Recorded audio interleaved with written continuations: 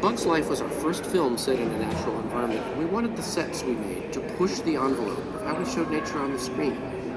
It's an interesting problem. How do you make a natural-looking world on the computer?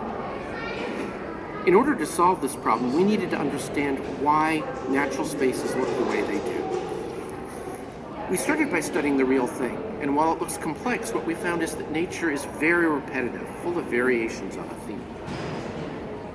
If you want this amount of variation in a virtual digital world, you either need to work for years to digitally model it item by item, or you can embrace that repetition and variation and find ways to use math and computer programming to create it. We decided to go with the math and programming option and look for ways to create naturalism using mathematical equations. One of the simplest approaches we used can be seen in the grass. From all the complexity we saw in the research, we recognized that a blade of grass is a small, thin curve. And that's great because we have lots of mathematical tools to describe curves. We chose the parabola because it allows us to create a shape that grows up in a direction that gracefully bends to make a curve, just like grass does in nature. Here's how it works. We start with the basic equation for a parabola, y equals x squared.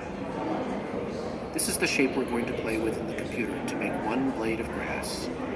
Then we had to break down the variety we saw in a field of grass into parts that we could program into the computer. First, we identified all the ways blades of grass are different. Then we adjusted the equation to allow us to modify the grass, changing the color, the height, the width, and curvature. And boom, lots of different grass.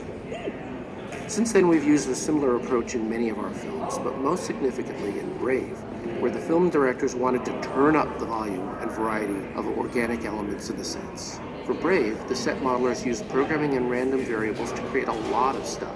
Trees, moss, plants, and grasses on a previously unimaginable scale. And that's one of the things I like about working on these films, how you can come up with a great idea to solve a problem on one film, but that work years later can be used in a whole new